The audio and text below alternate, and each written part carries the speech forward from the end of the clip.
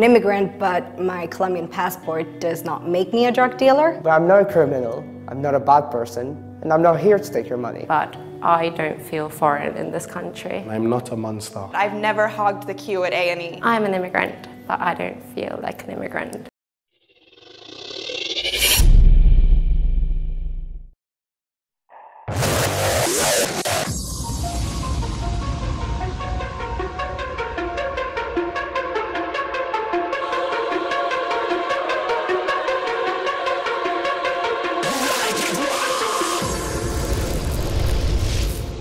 I like it raw. Raw.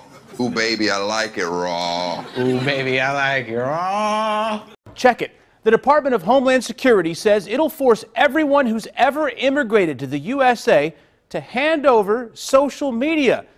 Well, Val from the district sent us an email asking us to verify if that's true.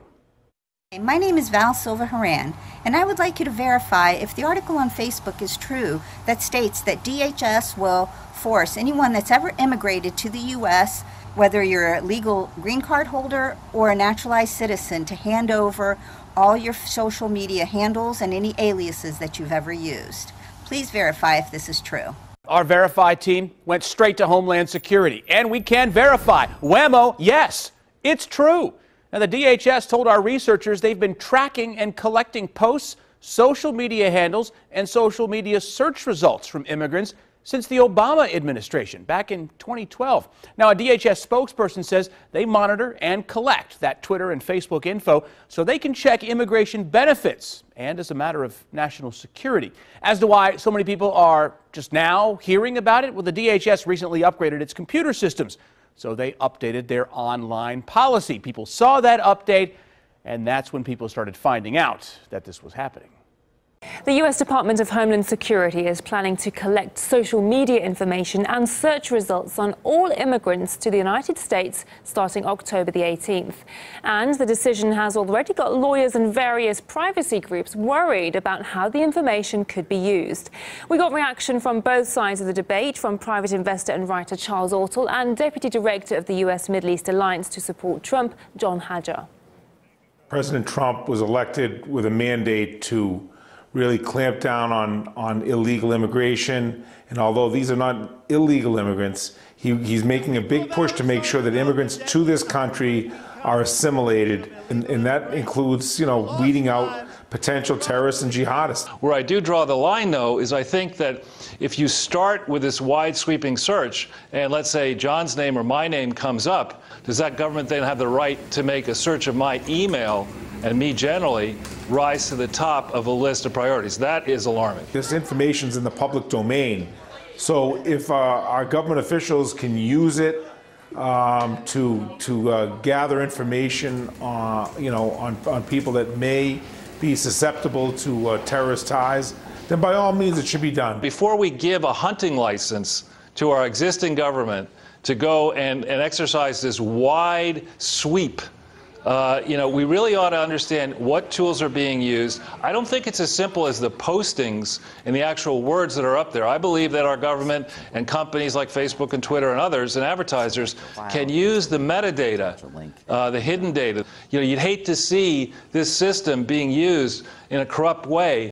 If it can stop a terrorist attack or interdict a criminal activity before it takes place, assuming it falls within the parameters of what the Homeland Security or any other government agency lays out, then that's good. That's great. I mean, I'm happy to hear that we can use technology to our advantage and not always let the terrorists and the evildoers or the criminals be the ones to be able to use it successfully. We really need to have a session, I think, understanding how far the government can go and abuse its powers before we willy-nilly, embrace and let this new administration, whether Democrat, Republican, or whatever, have these expansive powers with no real controls.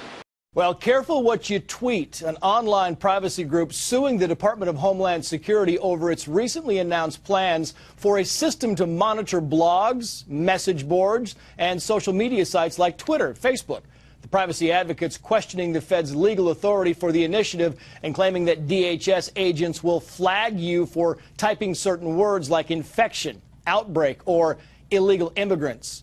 Let's bring this to our legal panel. Joining us from Houston is former prosecutor Tad Nelson, and from our Atlanta newsroom, defense attorney Pilar Prince. And Tad, is this all good? I mean, you got the government now is friending us on Facebook, following us on Twitter. Is that in the name of national security, or a little bit too much of an invasion of privacy? No, this is absolutely good. I mean, after the Arab Spring, if our government isn't watching everything that's going on the internet, we should be offended. I mean, they're out there protecting us. And Facebook is based on that. Look at me, here I am. I went to dinner with this person last night. I drive this kind of car. I'm going on vacation next week. People are just screaming at you saying, hey, look at me. We should be looking at them. And if we can fool them to get on their Facebook page, they don't deserve the constitutional protection anyway if they're that stupid. But this is important to our country and important to our safety. One of the big things here, Pilar, they're saying is, it's not just that they're monitoring Facebook and Twitter and the blogs, is they're recording some of this stuff, and they hold this stuff for several years, and a lot of it's very personal and very private. Your thoughts? Trace, it's very scary, and I have to wholeheartedly disagree. This smells of a big brother state where Americans can just simply say one word, the wrong thing, on Facebook, where they think that they're just expressing their First Amendment rights, and all of a sudden the government is monitoring their actions. There's a very fine line. We all can agree that the government needs to take heightened protection to protect us from further terrorism, but there's a very fine line between protecting us and crossing way over that into our First Amendment constitutional rights, and that's what's going on here.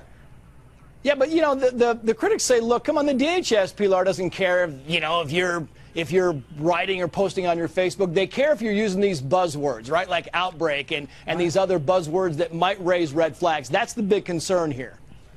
That's exactly the point. Absolutely. So you or I could have a simple conversation, use a word like infection. I have an infection. All of a sudden you're being monitored by the government. It's being disseminated to government agencies. We don't know where it's going. As you point out, it's being held for years. And another scary thing is that people unknowingly are sharing private information when they go on the social media without knowing that that might be stored, maintained. Their actions are being followed and shared by the government. I'll give you the last word on this, Tad. Shame on them. If they don't know what they're getting with Facebook, shame on them. The bottom line is Facebook is the internet equivalent of 42nd and Broadway. We all know what it's about. If you think there's any expectation of privacy with Facebook, you're sniffing glue. It's that simple. Visitors to the United States could soon be forced to turn over social media information to Customs and Immigration authorities. The policy recently proposed by U.S. Customs and Border Protection, while it's still pending approval by federal government oversight, but could take effect before the end of the year. RT correspondent Manny Rapolo is at Ronald Reagan Washington National Airport with the details. In an effort to bolster screening of foreign nationals entering the United States, U.S. Customs and Border Protection want to start collecting social media data. Now, this includes collecting data on individuals from countries that are part of the visa waiver program. That translates to any foreign national from any foreign country. Now, this story has already stirred up controversy abroad, but I want to read you a portion of the data prescription itself, which reads that, quote, collecting social media data will enhance the existing investigative process and provide the Department of Homeland Security greater clarity and visibility to possible nefarious activity and connections by providing an additional tool set which analysts and investigators may use to better analyze and investigate the case. Now, as you can imagine, this new screening, which would give authorities access to an individual's online behavior, has been met with a fair amount of pushback from privacy advocates. Critics from the American Civil Liberties Union, just as an example, have called this new policy, quote, unduly invasive. Other critics have warned of the potential for a chilling effect on freedom of speech on social media. And most recently, the UN Special Rapporteur on the right to freedom of opinion and expression posted a list of concerns, including, quote, without sufficient guidance, government officials might have largely unfettered authority to collect, analyze, share, and retain personal and sensitive information about travelers and their online associations. Mainly the concern concerns that are being voiced are over the potential for overreach. But the Department of Homeland Security, which oversees U.S. Customs and Border Patrol, have defended the policy, saying that the social media question would be voluntary and adding that the policy would be in line with the privacy policies that already exist by social media companies. Now, a decision on this policy will ultimately be made by the Office of Management and Budget, which is overseeing this process. But if adopted, travelers to the United States could see this new process implemented as soon as December of this year.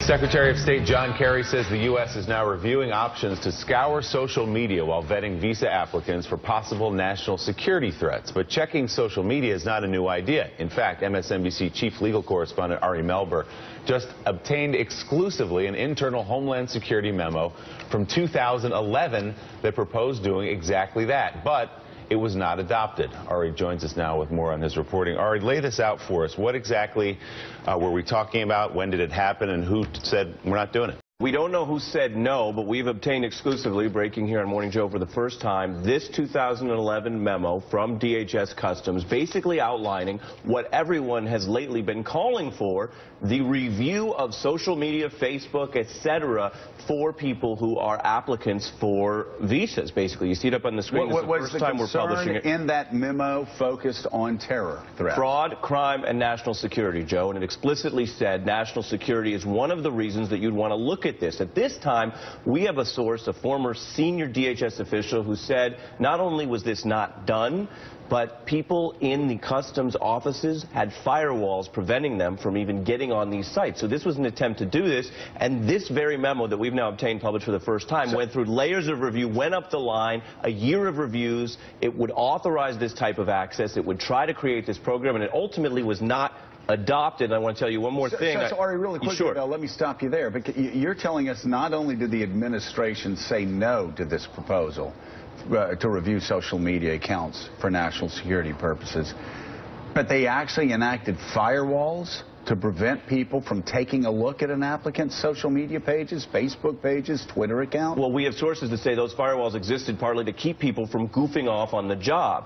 Fine, maybe for some, but we have folks saying that that then prevented this type of review. Now, I called DHS. I spoke to Marcia Catrone there, and she said in a written statement the department is actively considering additional ways to incorporate the use of social media review. They don't dispute this internal memo, though, I got to tell you, when I gave them notice about this. And they also say they began 3 pilot programs to do this. As Willie was mentioning, it's something people are now talking about. But what's interesting here is that this is 4 years ago, under review and not done. So if you were the Attorney General or the President or whoever didn't do this or said no to it, what would be the argument against it? What's your best argument for why to do this? Well, one of the things we've heard from folks who are involved in this policy-making process is that there was concern about privacy, civil liberties, and the rules that do govern, because this program, while it affects, of course, international applicants, it also affects people who are U.S. residents or who are here legally, right, who basically you have to have some protections in how you deal with them. And that is a legal thicket, and that's something I think people care about.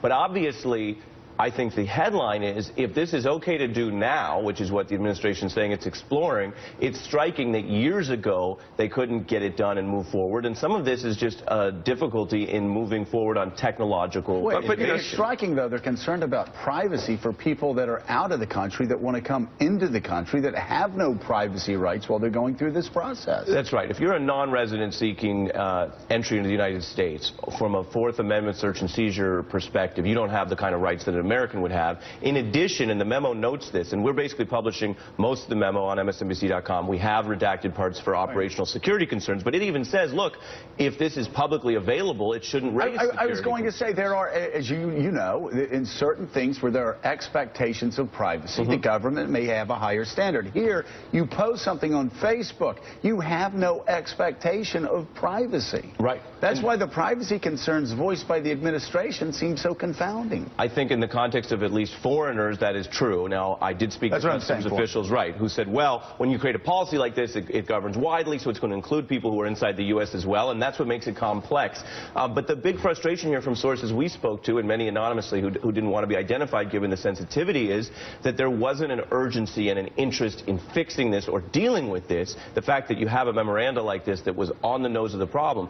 Whether or not this would prevent it, my sources aren't saying that anything here that would have changed would automatically prevent an attack, and I don't think you can responsibly claim that. But the idea that they're just frozen in the bureaucracy for years until there's a crisis, I think is a point of public interest. And the idea that the person that was helping run the attack was actually praising ISIS and jihad on her Facebook account.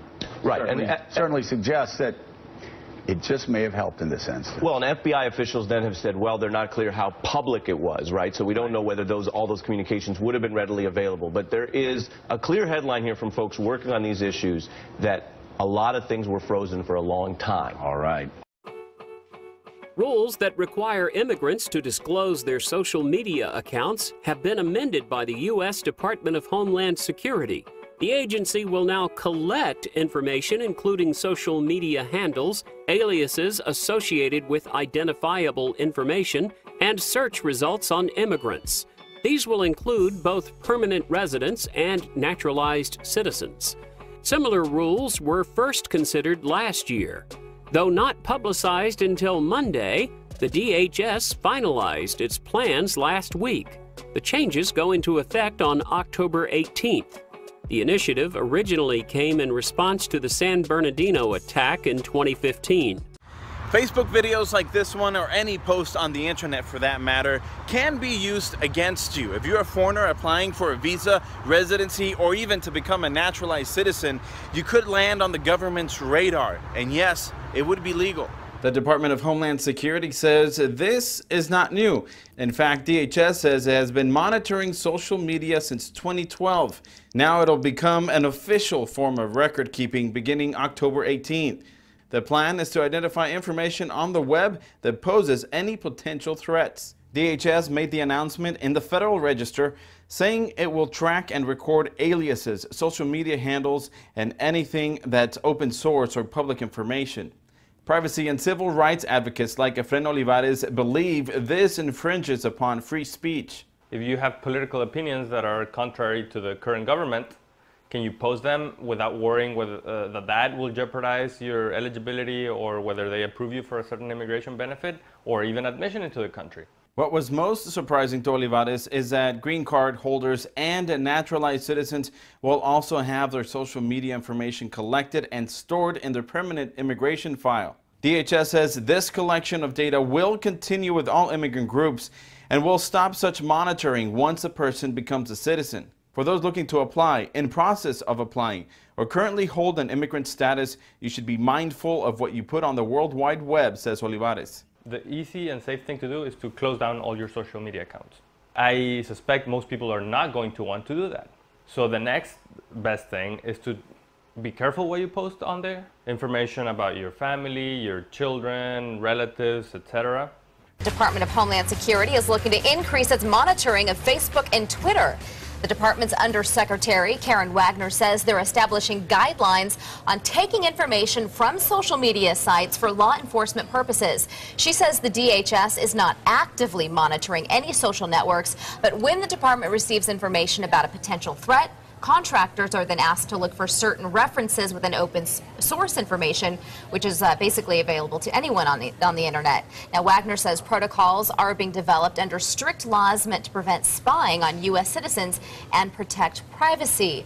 So what has sparked this sudden interest by Homeland Security? Well, according to the Associated Press, apparently the wave of uprisings organized through social media across North Africa and the Middle East that have overturned 3 governments in the past year. How do you feel about this? Any concerns, or are you fine with the feds doing whatever it takes to keep America safe? Oh, so many people have distrust issues here when it comes to the government being able to kind of watch what they're doing. However, then you've got the intelligence side of it that says we have to step in. You being in law enforcement, there is such a fine line, safety versus privacy. Right, you have to find that balance, and that's really the key. We have such an active world now, and we have such an active terrorist world, that we have to try to figure out how do you get the best intelligence information without compromising, people's rights. And I think that's the purpose of the First Amendment, and it's the purpose of law enforcement to make sure they have a balance and get good intelligence. I think that what we have to do is allow law enforcement to do that, but let the industry itself develop those filters and those things that will protect information, and then let it be adjudicated in the courts to determine exactly how far the government can go. And as long as the government has checks and balances and they're reviewed, then I think you come to that balance. But it takes time.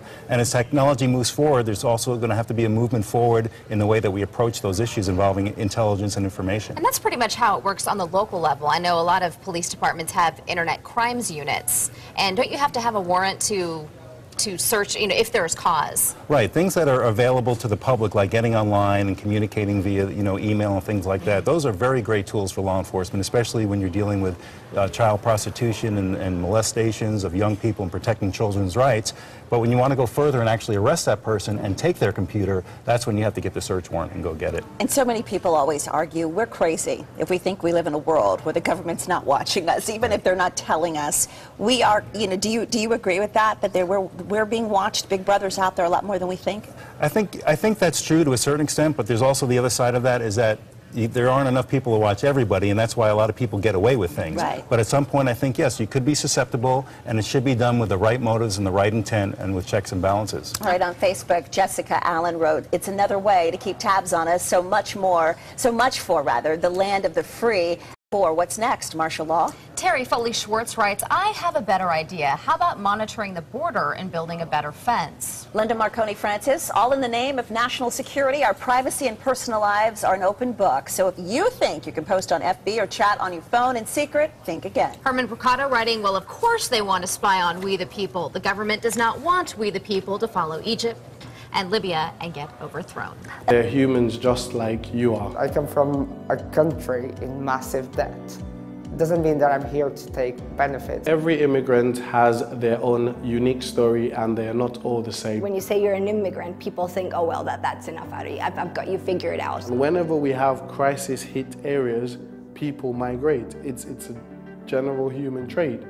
If this room was on fire, we would all run. Without immigrants, we wouldn't have Indian food, Chinese food, Japanese food. The history of humanity has been a history of traveling, and it has been a history of exchange. Without immigrants, you wouldn't have none of those. From the beginning of time, people have migrated. Migration is a part of life.